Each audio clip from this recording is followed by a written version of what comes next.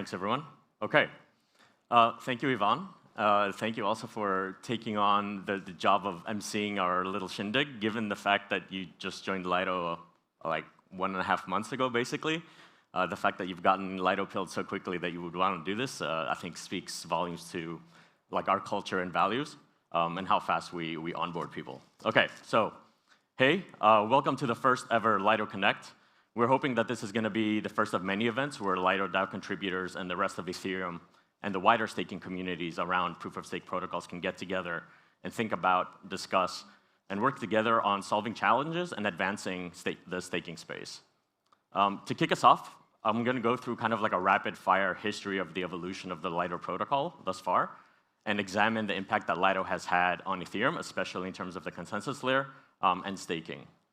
Hopefully, by doing this, setting the stage for the wide array of presentations, discussions, workshops, and great conversations that we're going to have throughout the rest of the day here today, especially given the caliber of people that have joined us. So I'm Isidoros. Everybody calls me Izzy. It's probably easier if you do too. I've been a contributor to the Lido DAO since mid-2021 when I started as Master of Validators. Basically, this role exists to help the DAO and the node operators that utilize the Lido protocol to find effective and efficient mechanisms around coordination, operating, working together, and making a more resilient Ethereum. My crowning achievements so far have been becoming a meme in all of the side channels in Telegram and being voted the most huggable contributor. I don't know when that happened. I wasn't around. So, as mentioned earlier, I'm going to take us through a whirlwind tour. Yeah, I'll be clicking through a lot of slides with higher APM than some StarCraft players, so try to keep up Lido's protocol's journey over the last 3.5 years since its inception. And I'm going to try to do this through the lens of the recently ratified Lido DAO mission, vision, and purpose. Finally, examining the impact that Lido has had on Ethereum and what we, well, DAO willing, may expect to come from that in the coming months. The mission and vision of the Lido DAO were voted on very recently, although the proposal, I think, was launched in April of this year. But the statements are ones that embody the value of the DAO in terms of like contributors, people that have invested in it, people that devote their time to it, and of course, all of the apparatus that exists around the DAO, so people that utilize the protocols, like researchers that we work with, node operators, and even users. The purpose is to keep Ethereum decentralized, accessible to all, and resistant to censorship. The mission is to make staking simple, secure, and decentralized. And the vision is that we want to end up in a world where Ethereum is the coordination layer and value layer of the internet. Let's start at the beginning, back in 2020, and examine the events through this lens of our mission around how Lido intended to make staking simple, secure, and decentralized. So Lido is a liquid staking protocol in Ethereum that was originally incepted or designed to allow staking to be accessible, simple, and available on day one of the Beacon Chain launch. That didn't happen exactly, but it came pretty close. In order to support the protocol, a DAO was formed from day one, meaning no company, no foundation, no equity, pure DAO. The DAO didn't and doesn't run any of the protocol's validators. Instead, they're all run by independent node operators who are currently, but more on that later, selected by the DAO. And by more on that later, I mean there are contributors working on permissionless ways for node operators to enter the protocol. One of the proposals just went up on the forums a couple of days ago. Some people even got to see a presentation about this at the staking gathering, and there's going to be workshops on this a little bit later on today. So in a few words, the principles here are bias to action, favoring pragmatic activism over dogmatic idealism, launching early, making something simple, compelling, and staving off the centralized competition. So here we go. In February 2020, an idea was born for a federated liquid staking protocol. After months of research, discussions with node operators, and designs for a decentralized staking protocol, beginning in around July 2020, we get to November, where now we're putting finishing touches on the protocol. Final audits are underway, and the Beacon Chain launch is imminent. On December 1st, we had the Genesis block of the Beacon Chain, Ethereum's new consensus layer. And owing to decisions at the time, the Lido protocol started with a few peculiarities, which kind of drives to the argument that I was talking about over favoring pragmatism early on. So due to the fact that there were no OXO1 withdrawal credentials, the Lido developers needed to come up with a way to have a relatively secure way of doing withdrawals. So they came up with a threshold encryption scheme that ended up with computers taking on Kama Sutra positions like that just to find a safe way to do it. The creation of this was eventually deprecated when we could finally move and transition away from OXO withdrawal credentials to OXO1. The process involving regenerating the keys to swapping them out is actually even crazier than that because we added a third device. The token generation event for the DAO itself, which was launched by a non-Lido contributor, so permissionlessly launched. On-chain votes to add the initial node operators to the protocol. And reaching a total of 16,000 staked ETH on the Lido protocol by the end of 2020. This brings us to the end of that year and the beginning of 2021. The protocol's operational contributors are moving to minimize root-level governance to the extent that's possible, especially given how much work there was to come in terms of the staking and consensus and execution layer interplay on Ethereum, but pushing complexity to the edges by hardening the Oracle set, increasing the amount of node operators using the protocol, and rolling out novel and robust governance mechanisms throughout this year. So starting from the beginning, as you can see, even in like January of 2021, STETH was neither the only LST around at the beginning of the beacon chain. In fact, it wasn't even the only STETH around. Nor was it the de facto leader in terms of thought leadership around staking. In March, a few months after the protocol launched, the first node operator onboarding round commences. This is actually the first new addition of node operators since Lido started with a genesis of 5 operators. Liquidity incentives were launched by the DAO in order to provide better user experience and continue to play an important role in supporting user liquidity needs until the end of the year. And in May, there was a treasury diversification round, bolstering the DAO's treasury and bringing in strong strategic supporters for the DAO and its mission in terms of participants that are aligned with the ecosystem, pushing DeFi activity, and making sure that the decisions that are made are ones that are aligned with the network's interests. Somewhere between all of this, the rumblings of an eventual role for yours truly, starting with a Telegram message that could have just easily been a scam, and ending up with probably one of the scariest moments of my life where I basically doxed myself in terms of creating a DAO job proposal, all of this online, as one of the first contributors to sign up to DAO. Thankfully, we don't do things exactly like that anymore.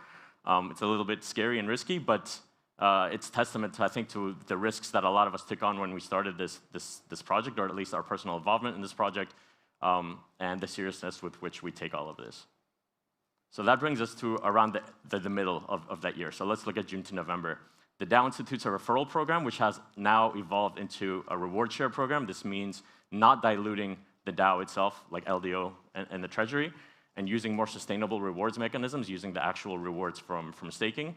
And this is in an effort really to support sustained and longer-lasting deposits and not have to worry about the deleterious effects on liquidity and volatility when a lot of people were trading in and out of the new LSTs at the time in order to maximize on the liquidity incentive. So withdrawals were not around at the time, and there was no real robust mechanism for restoring the one-to-one relationship that exists natively within staking protocols, right, between ETH and the staked ETH counterpart.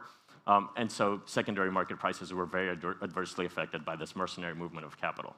Later on, we have another onboarding round in 2021. So at the conclusion of Ethereum Wave 2 onboarding, which is actually the third wave, because in computers we start with 0, 14 node operators were participating in the protocol. Then a little bit later that month, just shy of 2 years of operation of the protocol, the first time all contributors ever got together, formed around the globe to get together and bond, share stories, get to know each other as people, because a lot of us hadn't even seen each other behind colored letters on Zoom. Then we launched Easy Tracks, a revolutionary optimistic governance mechanism to allow both the DAO and node operators to execute more effectively and efficiently.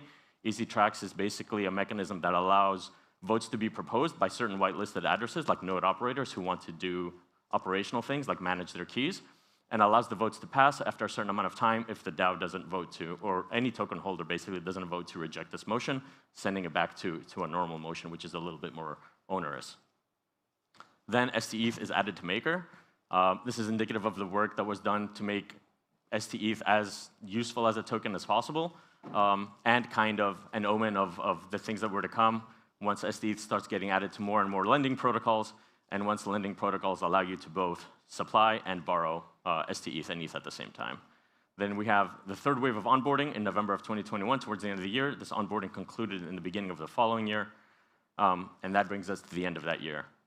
So in 2022, DAO contributors focused on embracing radical transparency. If you'll remember, this is the first year that we had the discussion around self-limiting as well, but we also had the merge, we had PBS, we had OFAC, and a lot of these kind of decisions where the values of the protocol and the DAO and the contributors, basically, that contribute to this DAO, that underpin it, have a very large say in terms of what happens to the network. So let's see how that took shape. Beginning of the year, we posted open objectives and key results for all teams that were working for the DAO, and left it up to the DAO to comment and kind of determine, especially given that teams are request budget on a yearly basis, whether they think this team is doing a good job or not. Extensive discussions on the forums and on Twitter, and probably in DMs, and even the ETH R&D Discord about whether to self-limit or not.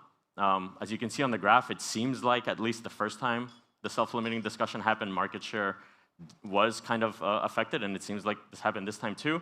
However, we should also remember that there's a confluence of other events happening at the same time, like Terra blowing up. An open self-assessment scorecard for what the protocol does well and what doesn't, and what needs improvement. So obviously, self-assessments are not the best way to do this, but in general, Lido contributors have always welcomed criticism from the outside, and we've been trying to update the scorecard to reflect that and to be as nuanced and helpful as possible to stakers into the ecosystem. STETH is integrated into Aave in early 22, and they should basically skyrockets. There was a previous contributor in BD who I think famously quoted, "Leverage staking is a hell of a drug." And so it's very, very clear what happened. And then a little bit later, due to the fallout from Terra and the adverse effect on the secondary markets price, you can also see the effects on volumes of STETH being used in Aave. So a few months later, indeed, from the fallout from Terra, there was the first large sustained effect on the secondary market price of STETH. Again, there were no withdrawals back then, so there was no natural arbitrage mechanism. Users of DeFi protocols in general, STETH and contributors to the DAO became worried about the risk of possible cascade liquidations, but really strong Oracle implementations from the DeFi protocols, as well as coordinated, let's say, movements of volumes to help prevent liquidations and increase health factors in potentially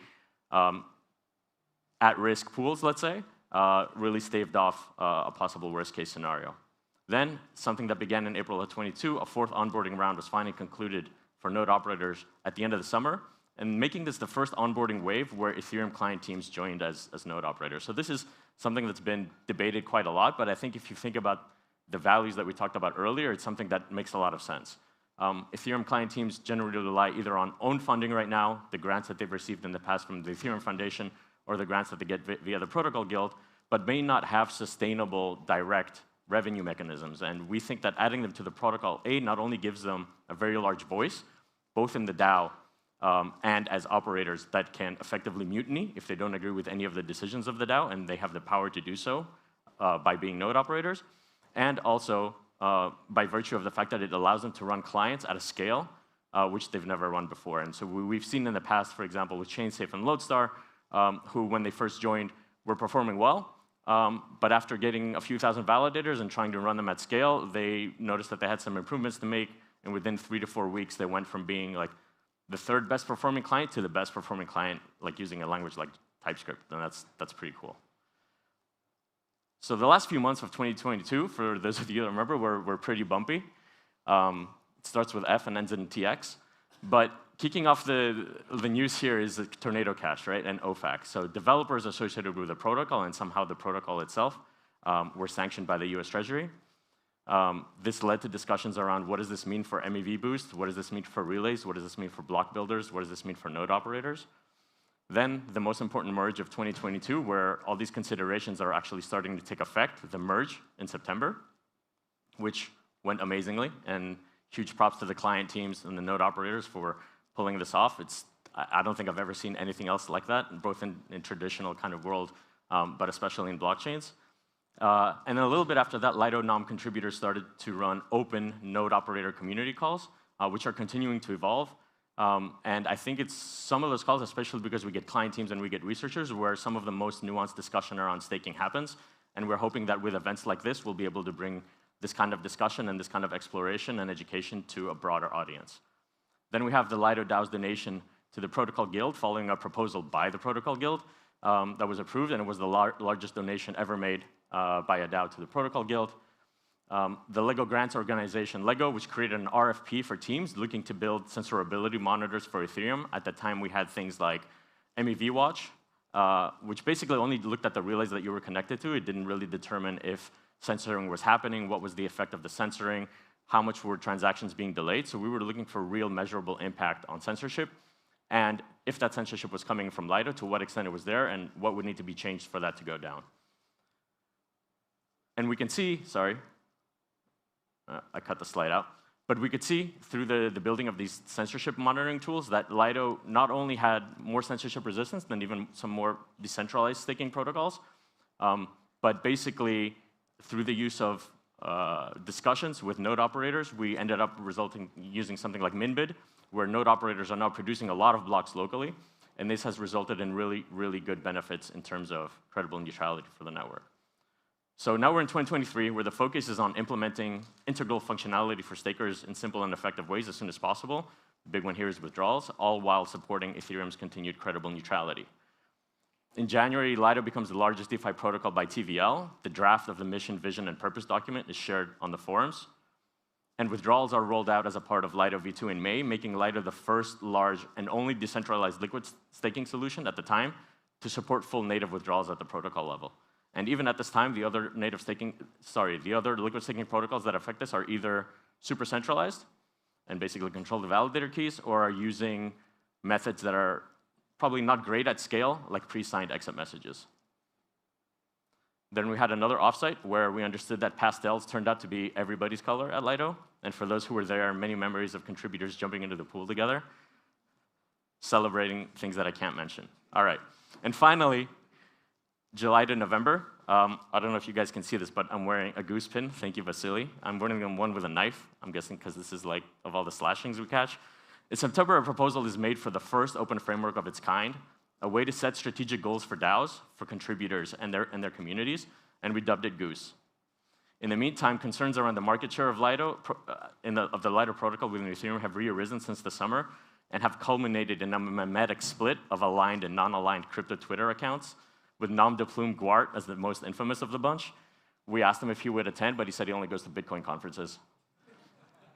Not to be deterred by the FUD, the DAO has yet concluded another onboarding round. This is a resounding success, one that ran from July until basically September. Net 9 new node operators were added to the protocol, taking the total from 29 to 38. It is now 37 because one node operator has exited, including more client teams and more operators representing underserved regions in the Ethereum staking ecosystem, such as Latin America and Africa.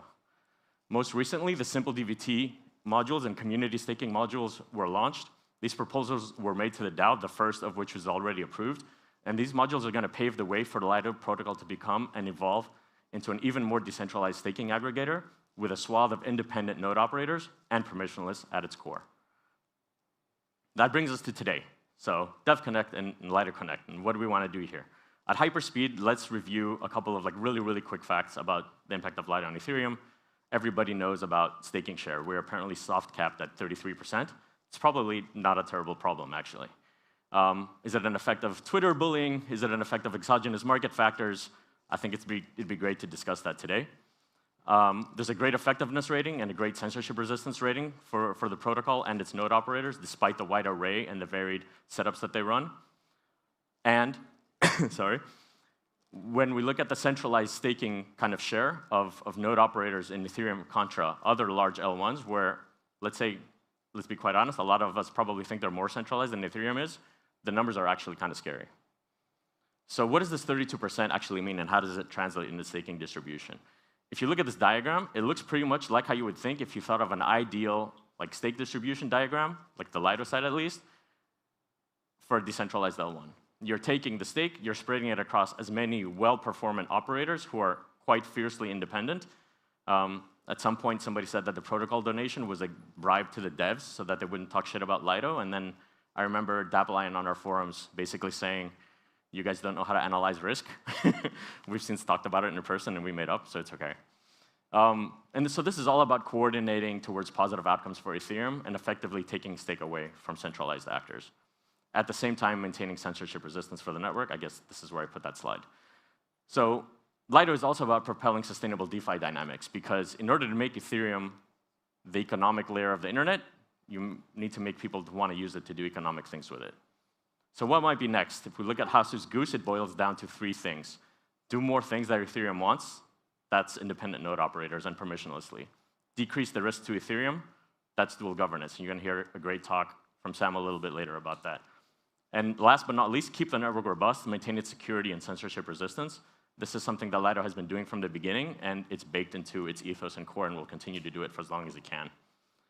So Goose is this open kind of strategy setting and goal setting mechanism. All of these goals are striving towards continuing to strengthen Lido as one of the most robust, user-friendly, and network-supportive protocols in existence, deserving of being, in my opinion, a pivotal aggregation and coordination mechanism for the economic security of Ethereum.